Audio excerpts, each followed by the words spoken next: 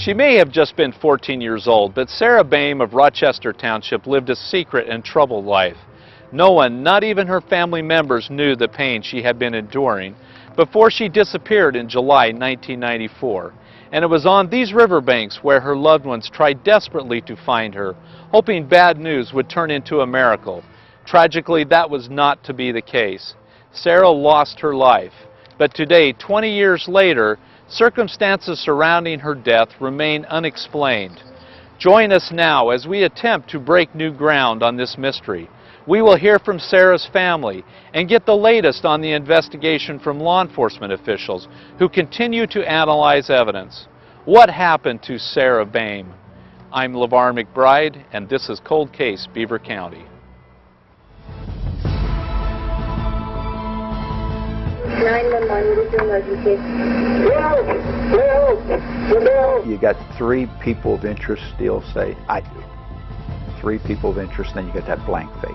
Now that's why nobody really knows if she is dead or alive. You were set free and you were set free to go kill. We've never gotten that one break. We've never gotten that one break. You know, we will though.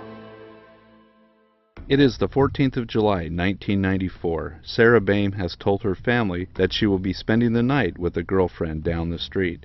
In an exclusive interview with The Times, Sarah's brother, Mason Boehm, recounts what happened the day his sister first went missing. And my mom says, "Get her, tell her to get home and, wait for me to get home from work." I said, "Okay." So that's when we found out. I called her girlfriend's house and they said, "No, she never stayed here." And I said, "What?" And that's when we all started to, that's when panic mode kicked in. Okay, this is serious. Where is she? It was reported as a missing person or a runaway type of case. The police at that time, the Rochester Township police, treated it that way. They took some information, put her out as a missing person, and I don't want to say it was considered low priority, but it was not investigated as something more serious than that. There were several sightings. There was a lead that we followed up that she was sighted at Kings, that she was sighted at Sheets, that there was actual videos that they were claiming it was Sarah at Deer Lane Grill in Rochester, but nothing was ever concluded. 6 long years go by. Based on what they've learned, the Rochester Township Police believe Sarah is still alive and hiding, or being hidden somewhere around town. In August of 2000, Beaver County detectives take over as the lead investigators in the case. As they collect and examine all the case files from Rochester Township Police, the county detectives are shocked at what they do and don't find. We had shoe boxes full of leads that we had to wade through and call that virtually went probably 45 of the 50 states in the United States we had made calls to. And it took us a long time to do this. Now, none of the leads panned out. We ended up with nothing. Sarah's uncle, Kevin Boehm, doesn't believe Sarah would have run away on her own. His suspicions center on Sarah's supposed boyfriend. I don't think she just got up and decided one morning, one night, that, hey, I'm leaving by herself. She wouldn't have done it. No way. Somebody was taking her. She went with somebody. That could have been that older guy she talks about in the letter, the abusive older guy. One of the key clues lies in a note that Sarah had left under her pillow, a note that her family doesn't come across until 2 days after her disappearance. In it, Sarah talks about having a relationship with someone she calls a very, very abusive man. She asks, "Did anyone wonder why I always had injuries?" and said I fell. In that same note, Sarah details a hidden life of problems and pain. She says she felt that she was never good enough, that in despair she would stop eating to the point of passing out, and she says that she would probably be better off and happier on her own. 10 months prior to her disappearance, Sarah had reported that an older man attempted to abduct her on her way home from church. This man, not identified by name, supposedly punched her in the face and body, and Sarah says she narrowly got away. In hindsight, however, investigators now believe Sarah may have made the story up. that it was a fabrication designed to disguise the abuse she was suffering from her own boyfriend. Investigators learned from friends of hers that a man she was dating was known to them only as Tony Z, but Sarah claims in the note that she is leaving on her own. There was rumors about a party that Sarah was at days before, that there was some kind of a problem, but we can't find anybody who was at that party. We have information that she was somehow involved with somebody named Tony Z. Investigators theorized the inexplicable Tony Z could be the abusive older boyfriend, and they expanded their investigation looking at cemeteries in Rochester to search for clues after county detectives received anonymous tips that Sarah had been at a so-called party at a local cemetery just 2 nights before she disappeared.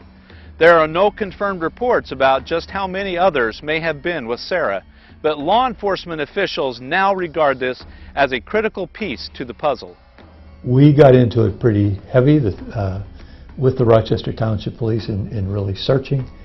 Detective Lieutenant Clemens was able to contact, she's going through the Doe network, she saw a body that was found, had red hair, and there was enough that made her at least feel that it's worth a phone call.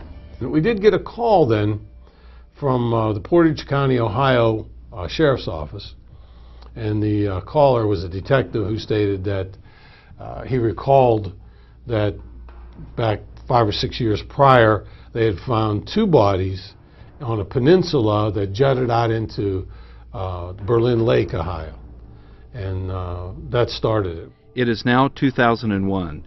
Detectives obtain DNA samples from the remains found in Ohio and send them out to be compared to a DNA sample from Sarah's mother, Phyllis, but results come back inconclusive. In March 2003, a second round of DNA samples are submitted. After 2 months of waiting, the tests come back as a match, positively identifying the body in Ohio as Sarah's. It has been nearly 9 years since she disappeared. I had to tell my mom when we found out.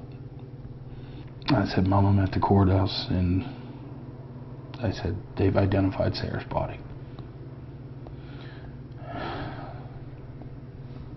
The phone went silent, and then I heard Mom draw in a deep breath.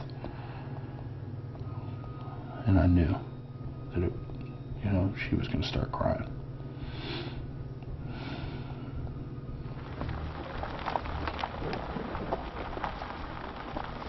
But it was in this area, yeah. This is the general area where Sarah's body was found. This area that we're looking at in here was an old homestead at one time. And as you can tell, this is very desolate back here. We're probably back in the woods from the road about 3/4 of a mile. There are remains that were in such a condition that there was no other forensic evidence left for us to go on. We can't really find a direct connection to Berlin Lake or Alliance, Ohio, or that Portage County area, why Sarah would end up there. One theory involves another teenage girl, Catherine Menendez, from the nearby town of Alliance, who also went missing within weeks of Sarah's disappearance. The Menendez girl was found a couple of days after she went missing, a couple of tenths of a mile from here. So that's kind of a red flag. I mean, to have 2 young women's bodies found in an area like this in a time span where they both went missing within weeks of each other kind of raises a red flag in the investigation. It was nice to know that we found out that we got her body, but then we realized, well, somebody did this to her. Somebody did this to her. I know my former partners are still very passionate about it. I mean, it's a kid that went missing from our county, that was murdered. So I believe they'll work it until they can't work it anymore. Was Sarah here willingly? Did something happen that night which led to her murder? Were there witnesses, and why haven't they come forward? Investigators continue to work on solving Sarah's murder. Sarah Boehm's story was a mystery that became a tragedy, and then a mystery again. For their part, Sarah's family remains haunted by what or who may have led Sarah to leave home forever. Last I remember about Sarah Ray, just that I knew something was wrong. You could tell. She wasn't a happy girl. She wasn't. She was sad. 20 years went by pretty quick until I realized what has all happened in that 20 years that I've missed out on.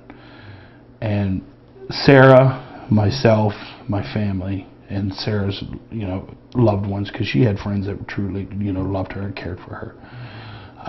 We've all missed out on 20 years of jokes, 20 years of just camaraderie, 20 years of, I could have had nieces and nephews. My parents could have had grandparents or grandchildren. We don't know, because, Sarah was taken from us. And just 20 years of her life was just taken. And, that's what makes me sad, is I'm, missed out on 20 years of my sister's life. And I'm going to continue to miss out on her life.